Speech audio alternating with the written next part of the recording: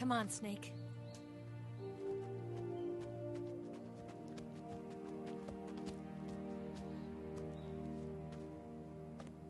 We made it. We made it. Over there.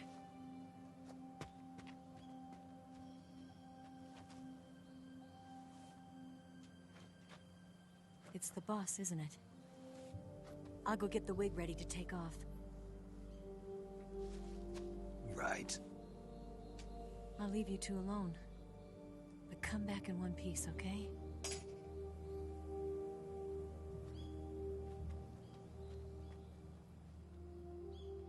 Promise me!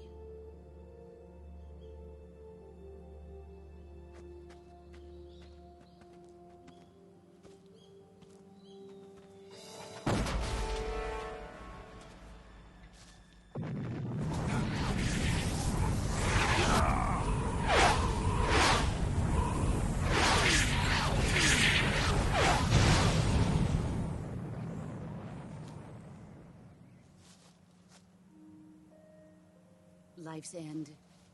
Isn't it beautiful? It's almost tragic. When life ends, it gives off a final lingering aroma. Light is but a farewell gift from the darkness to those on their way to die. I've been waiting, Snake, for a long time. Waiting for your birth, your growth, and the finality of today. Boss. Why are you doing this? Why? To make the world one again. The world used to be whole. But with the end of the Second World War, the philosophers began to fight amongst themselves, and the world was torn apart. The Cobras, my comrades who trained and fought alongside me, were torn apart as well. The foibles of politics and the march of time can turn friends into enemies just as easily as the wind changes. Ridiculous, isn't it? Yesterday's ally becomes today's opposition. And this Cold War? Think back. When I was leading the Cobras, America and Russia were fighting together. Now, consider whether America and Russia will still be enemies in the 21st century. Somehow I doubt it. Enemies change along with the times, the flow of the ages, and we soldiers are forced to play along. I didn't raise you and shape you into the man you are today just so we could face each other in battle. A soldier's skills aren't meant to be used to hurt friends. So then what is an enemy? Is there such a thing as an absolute timeless enemy? There is no such thing, and never has been. And the reason is that our enemies are human beings like us. They can only be our enemies in relative terms. The world must be made whole again. The philosophers must be reunited. I will devote my skills to that purpose. And with the Colonel's money, I will achieve that end. Just as I once created the Cobras. They are my family.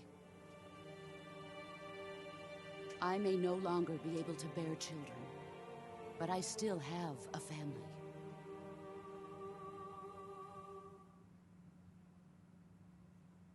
It was November 1st, 1951. I was in the Nevada desert participating in atomic testing. The name Nevada is derived from Spanish, covered in snow, white as snow. And snow is exactly what I saw in that Nevada desert. It froze my blood white. Snake, you were an atomic test subject, weren't you? On Bikini Atoll. That's part of the reason I was drawn to you. You and I are alike. We're both slowly being eaten away by the karma of others. we'll never have the chance to die peacefully of old age. We have no tomorrow. But we can still have hope for the future. In 1960, I saw a vision of the ideal future from space. 3 years earlier, the Soviet Union had succeeded in launching Sputnik, the first man-made satellite in history, into orbit. This came as a huge shock to the United States. In response, America threw everything it had into its own manned spaceflight project, the Mercury program. Even as the Soviets seemed poised to send their first man into space, America was still experimenting with chimpanzees and rockets. The government wanted human data. So they secretly decided to send a human being into space. I was the one they chose. At the time, they didn't have the technology to block out cosmic rays, and whoever they sent up would inevitably be exposed to heavy radiation. That's why they chose me. After all, I'd already been irradiated once. Of course, you won't find any of this in the history books. I could see the planet as it appeared from space. That's when it finally hit me. Space exploration is nothing but another game in the power struggle between the US and the USSR. Politics, economics, the arms race, they're all just arenas for meaningless competition. I'm sure you can see that, but the Earth itself has no boundaries. No East, no West, no Cold War. And the irony of it is, the United States and the Soviet Union are spending billions on their space programs and the missile race, only to arrive at the same conclusion. In the 21st century, everyone will be able to see that we are all just inhabitants of a little celestial body called Earth. A world without communism or capitalism, that is the world I wanted to see. But reality continued to betray me. In 1961, I was sent to Cuba, to Bahia de Cochinos. It was part of a CIA-sponsored invasion under the guise of taking Cuban exiles back to their country. But the US government betrayed them. Our weak-kneed president held back their air support. Defenseless, the exiles were annihilated by the Cuban army. All I could do was watch in silence. I was set up by the very country I'd sacrificed so much for, by the very government I dedicated my life to defending. I was driven from the surface world, and I went underground. Then, 2 years ago, I faced the Sorrow, my old comrade in battle. He was my friend. But one of us had to die. I was left with no choice. The Sorrow gave his life for me. There is no enmity between us. One must live, and one must die. That was the mission. The ones who gave me that mission were the philosophers. Early in the 20th century, the true holders of power in the United States, the Republic of China, and the newly formed Soviet Union gathered together in a secret meeting that would later be known as the Wise Men's Committee. The secret pact they formed there marked the beginning of the philosophers. But the last of the original members died in the 1930s. After that, the organization began to run out of control, and the Wise Men's Committee degenerated into a mere shell of its former self. The philosophers of today have no sense of good or evil. Their influence extends to countries and organizations involved in every aspect of every war. They have become war itself. That's how they operate. The sacrifices of war cause a shift in the times. This shift leads to renewed conflict, and in turn triggers the next war. Like a nuclear chain reaction, each conflict sparks countless others, forming an endless spiral that will continue on for eternity. Do you understand what I'm saying, Snake? By consuming me and you, the philosophers intend to keep that cycle going forever. It was my father who explained all of this to me. He was one of them. You see, I am the last remaining child of the philosophers. But after he revealed the truth, my father was killed by that same shapeless, formless organization. And my father isn't the only thing the philosophers have taken from me. In June of 1944, the Cobras and I took part in the landing at Normandy. We'd been given a top-secret mission to locate and destroy enemy V-2 rocket installations. I was pregnant at the time. The sorrow was the father. I gave birth on the field of battle. A beautiful baby boy. But my child was snatched away from me by the philosophers.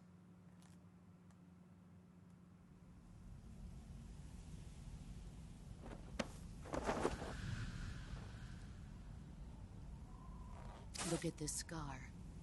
This is proof that I was once a mother. I gave up my body and my child for my country. There is nothing left inside me now. Nothing at all. No hatred, not even regret. And yet sometimes at night, I can still feel the pain creeping up inside me, slithering through my body like a snake.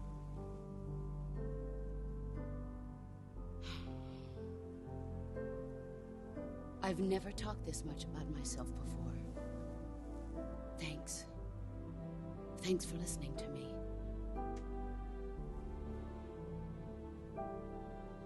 I feel content. Snake, commence the operation. I raised you. I loved you. I've given you weapons, taught you techniques, endowed you with knowledge. There is nothing more for me to give you. All that's left for you to take is my life, by your own hand. One must die, and one must live. No victory, no defeat. The survivor will carry on the fight. It is our destiny. The one who survives will inherit the title of boss. And the one who inherits the title of boss will face an existence of endless battle. I'll give you 10 minutes. In 10 minutes, MiGs will come and bomb the hell out of this place. If you can beat me in less than 10 minutes, you'll be able to escape in time. Let's make this the greatest 10 minutes of our lives, Jack. Boss? You're a soldier. Finish your mission. Prove your loyalty. Face me.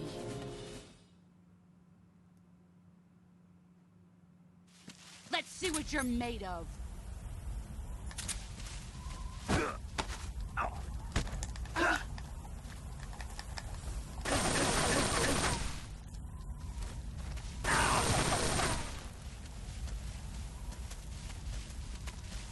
Here I come.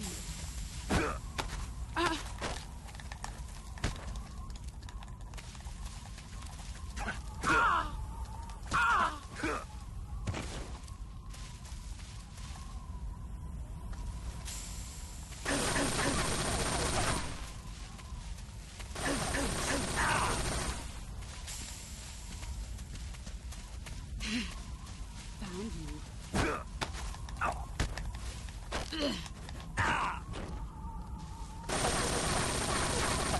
Move or you're dead.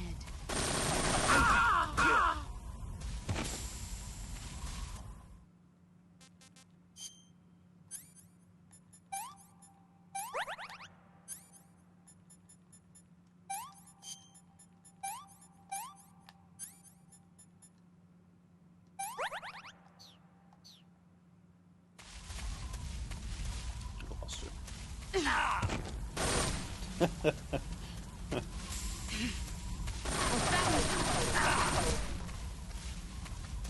see what you're made of.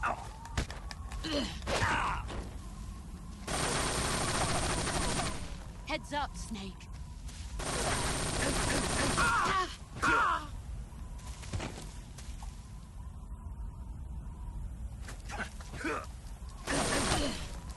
Nice try.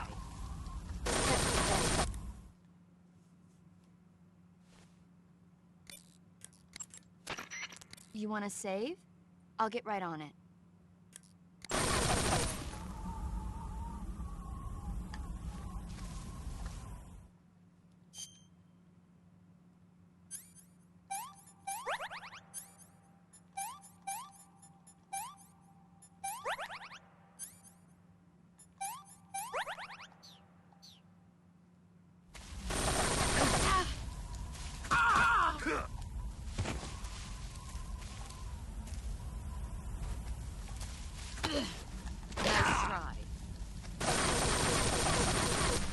Run quick.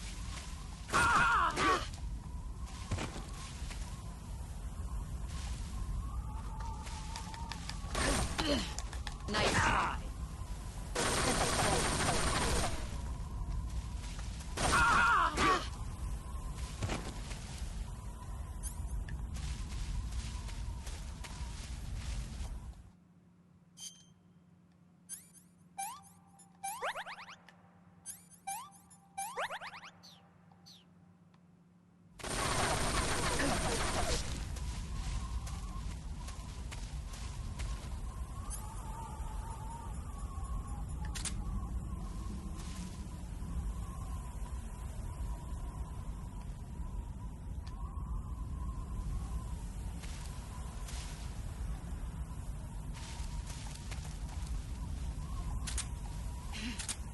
There he is. Here I come. Fuck.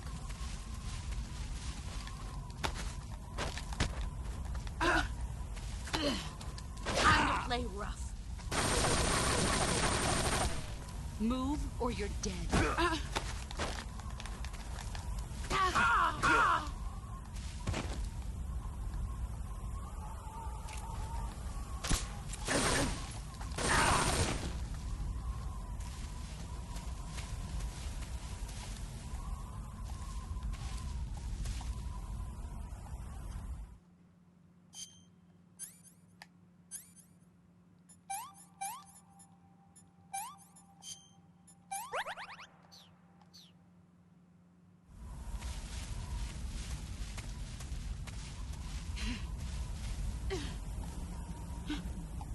Where did you go? Found you. Let's see what you're made of.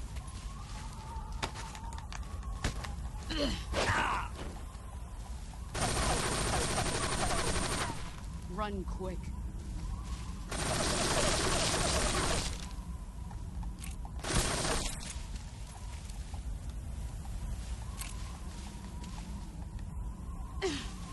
Get ready! Brace yourself. You've gotten stronger.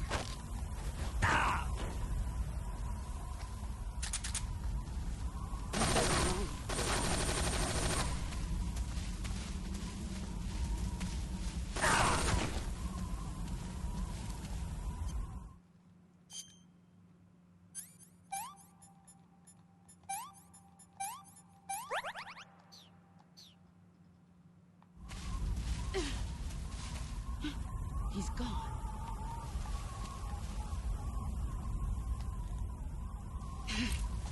I found you.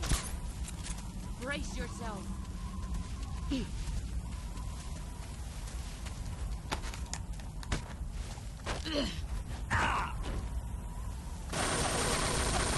No, maybe that's something I'll do in my next playthrough with experiment, see what you see.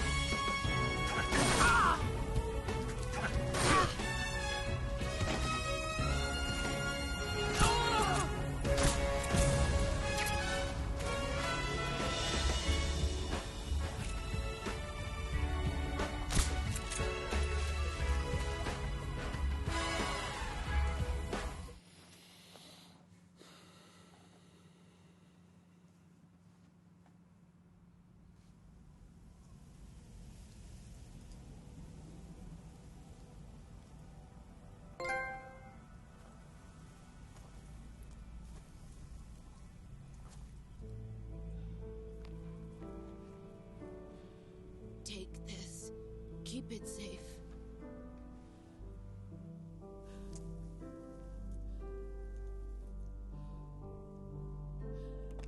It's our only hope.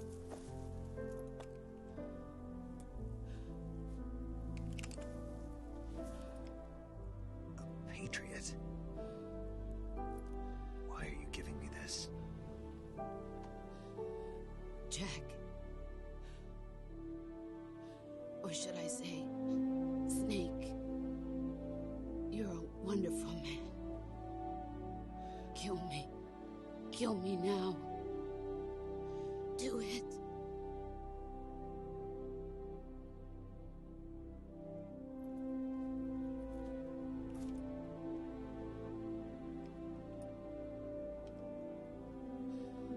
There's only room for one boss and one Snake.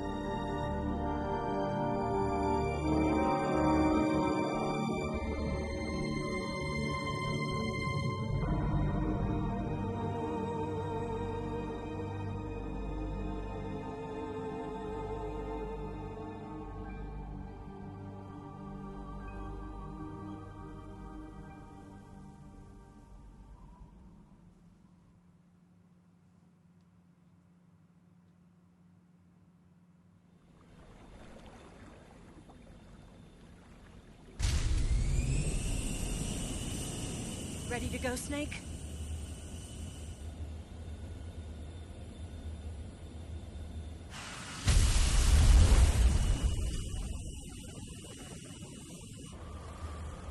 Are you okay? Snake? Yeah.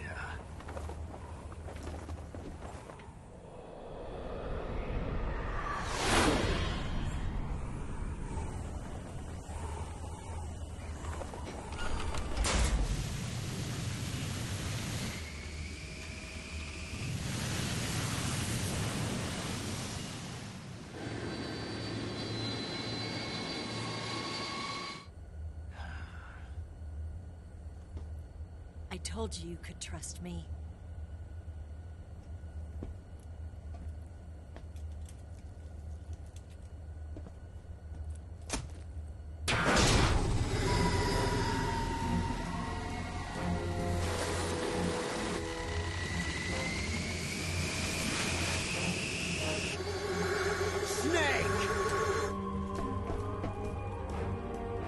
Ocelot!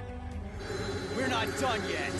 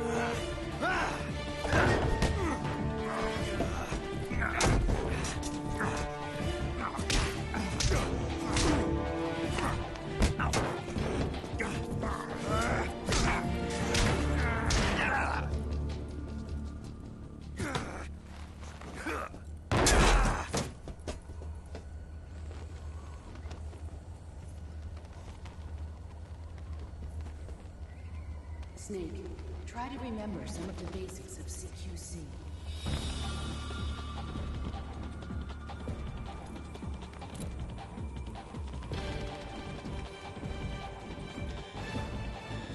Not good!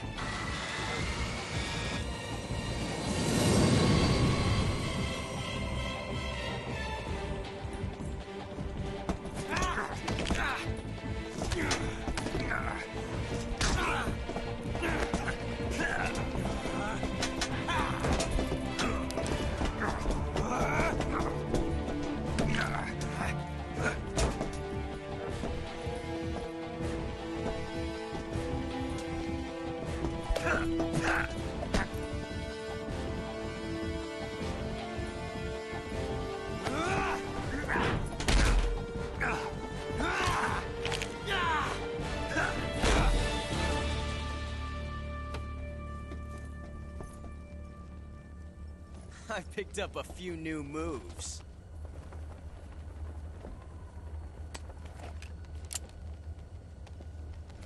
Huh. It doesn't feel right to shoot an unarmed man. But I'll get over it. Eva!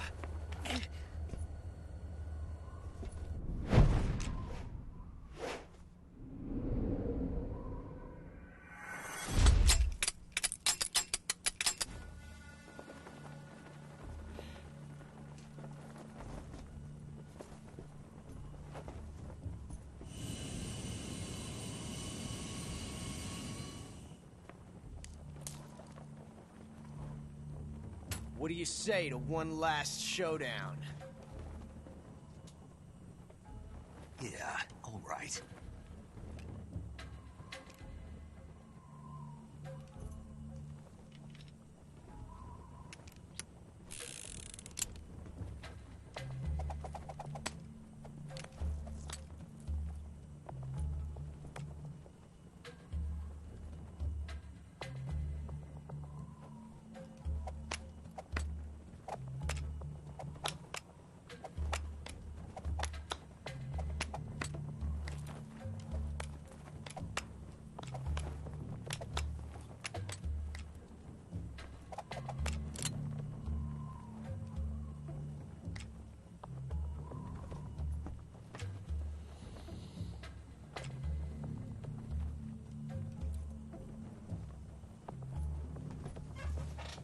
What's your name?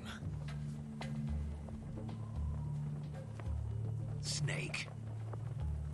No. Not that name. You're not a snake, and I'm not an ocelot. We're men with names. My name is Adamska. What's yours? John. Very well, John. Plain name. But I won't forget it.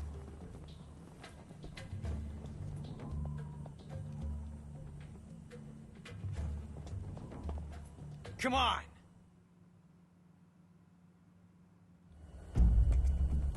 I'm fairly certain it's the one on the left.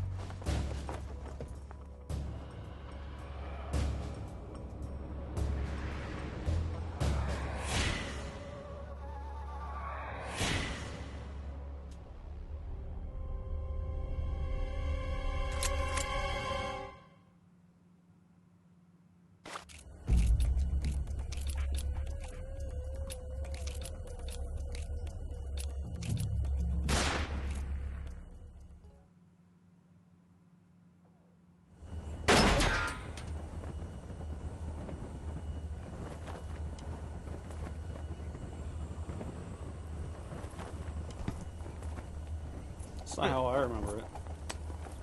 Looks like my luck has finally changed. Thought it was a blank.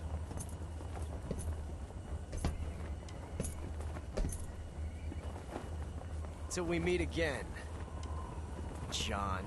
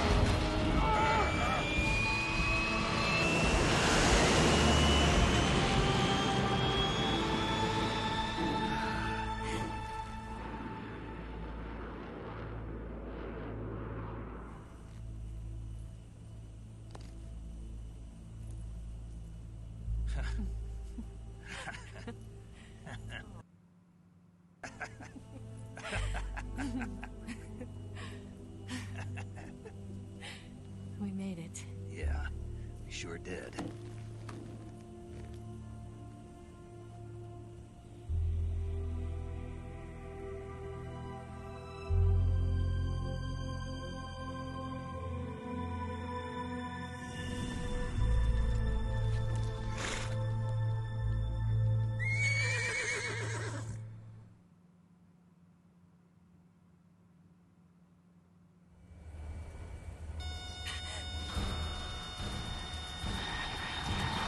Oh no, Migs!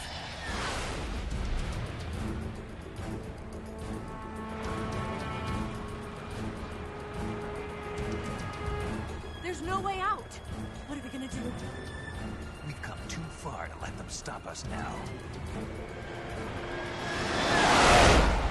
Those things have got to be armed. It's no use. There's no way we can outmaneuver them.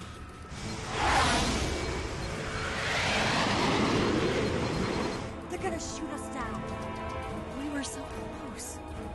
Weapon systems on. Locked on target. I got tone. You were great, Eva. Huh? Thanks.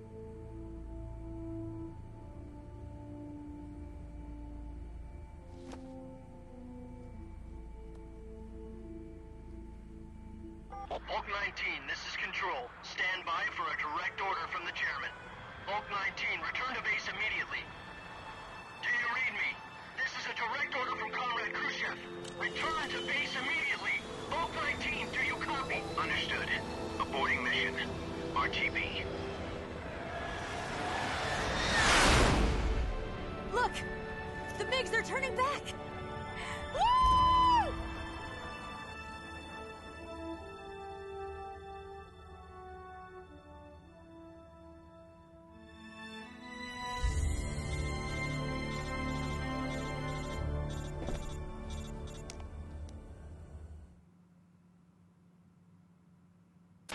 Well done, Snake. The MiGs disengaged. Most likely under orders from Khrushchev. Is this his way of helping us? Who knows? Maybe he didn't want things to get messier than they already are. Or maybe he just wanted us to owe him one. The important thing is, you made it out alive. As long as Khrushchev is with us, I don't think they'll be coming after you. It should be smooth sailing all the way to Alaska. I'm sending someone out to Galena Base to meet you. To meet me? The DCI and the President himself are waiting at Langley. Don't keep them waiting.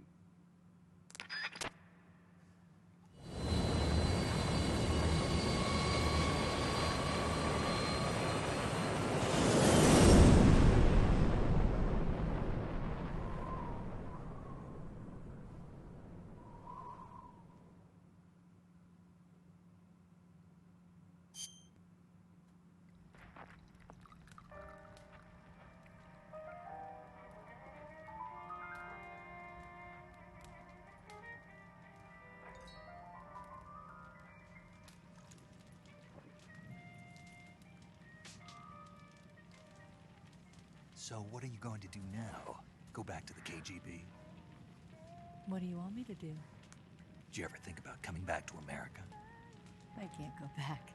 I've left America behind me. But you You saved this country. I didn't do it alone.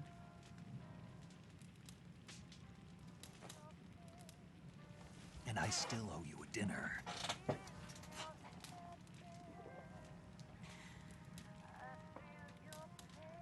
Is that part of your mission too? Or is it an order? Or is it an invitation?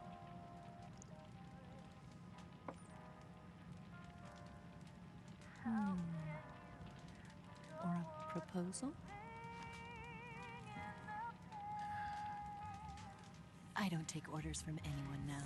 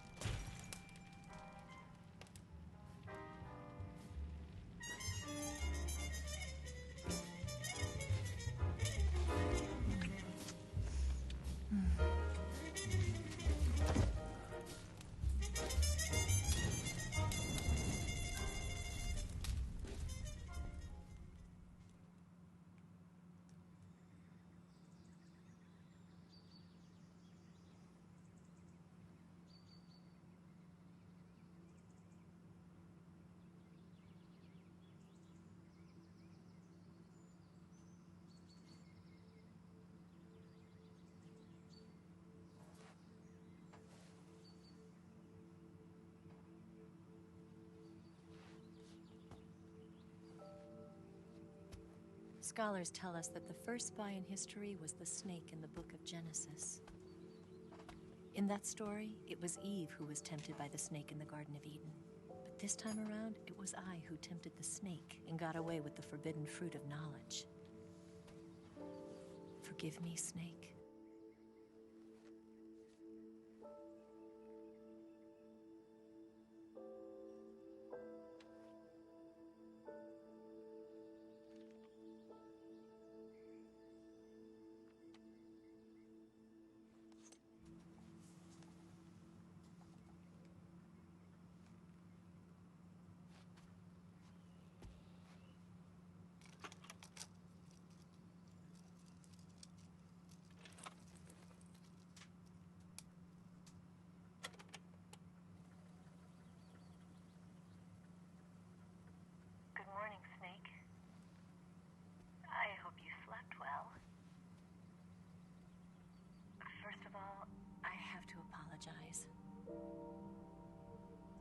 I wasn't sent by Khrushchev.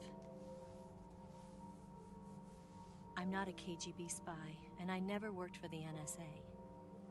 I'm an agent of the People's Republic of China for the General HQ 2nd Department of the People's Liberation Army. I tricked you. And I'm sorry.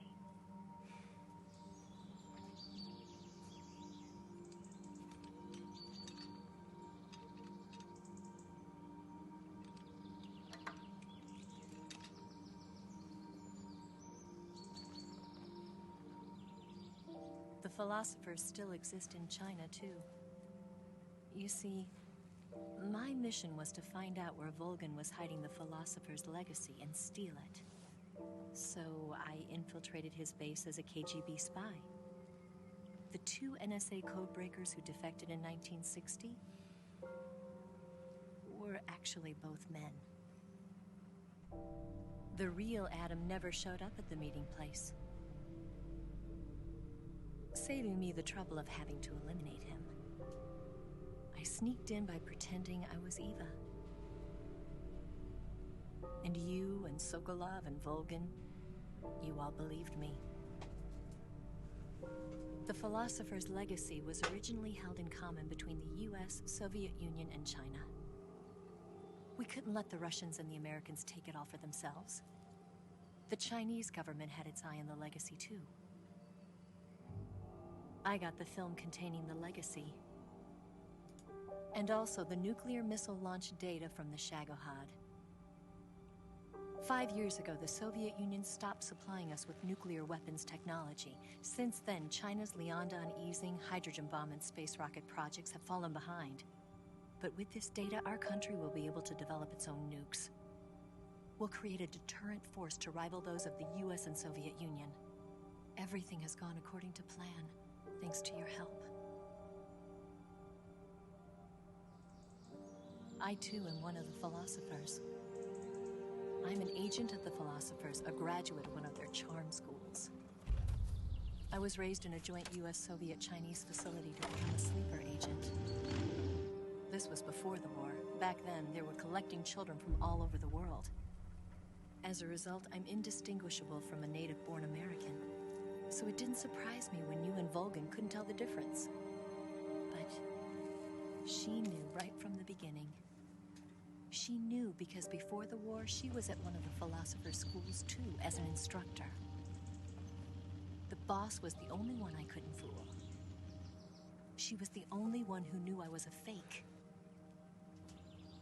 She told me everything. Why did she open her heart to me like that? At the time, I couldn't understand it. But now, I think I do. Snake. She wanted you to know the truth. She chose me to tell you. That's why she saved my life. I've lied to you so many times, but not this time. My orders from the government were to obtain the legacy and to eliminate everyone who knew the truth about what happened. In other words, I'm supposed to kill you.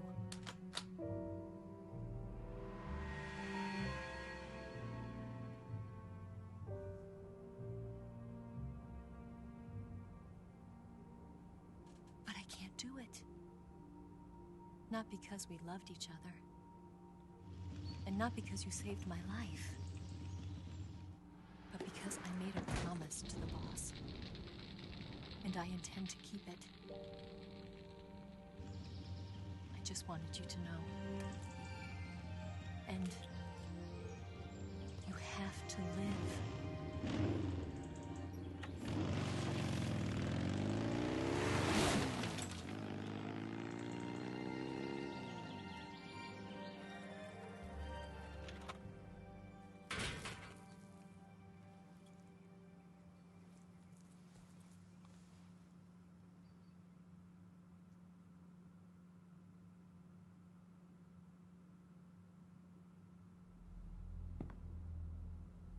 Snake, listen to me.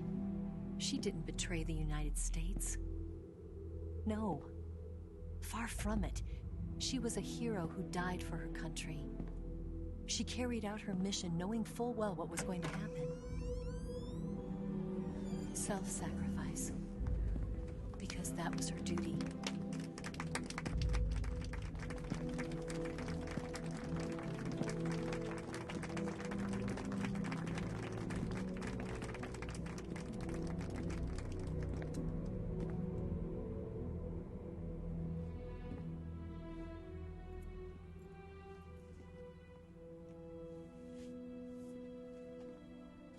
You are above even the boss.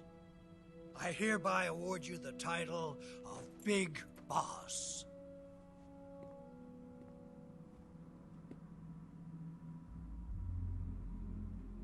You are a true patriot.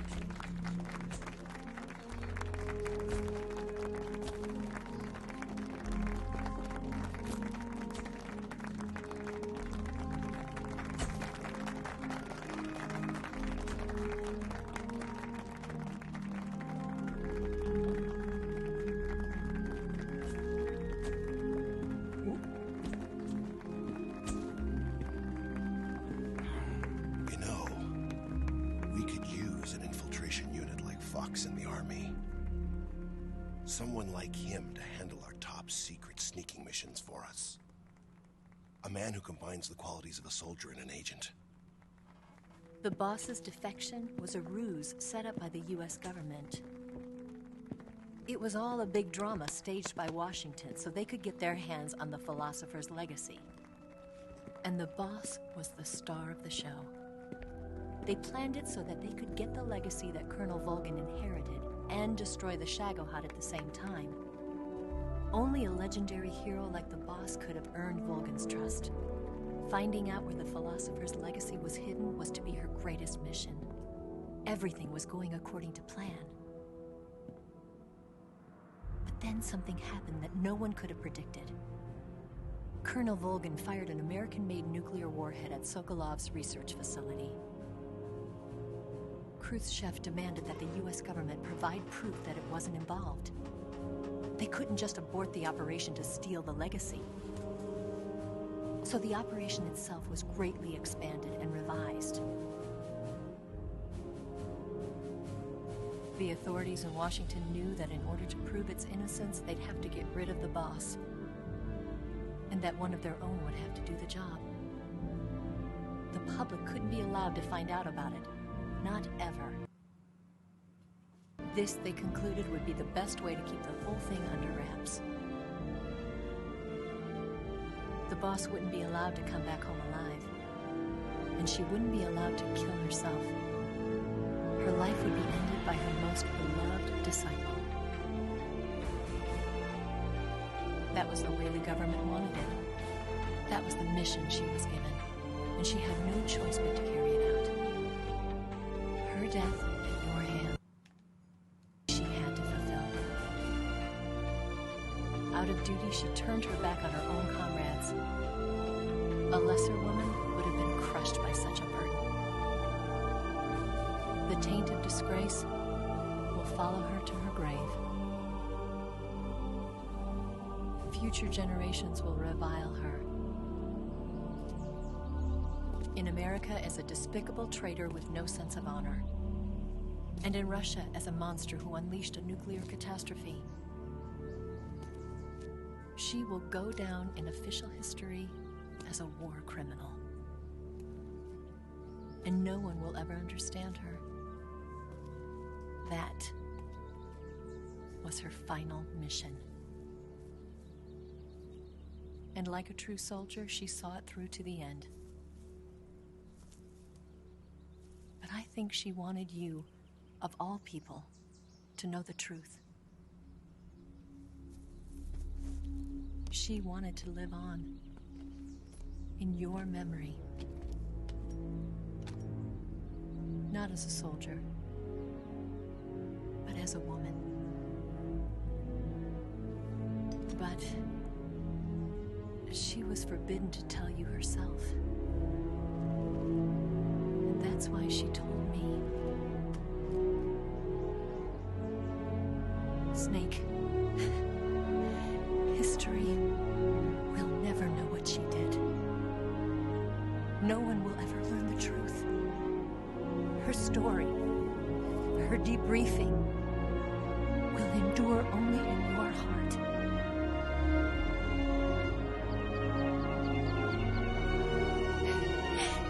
Everything she did for her country. She sacrificed her life and her honor for her native land. She was a real hero. She was a true patriot.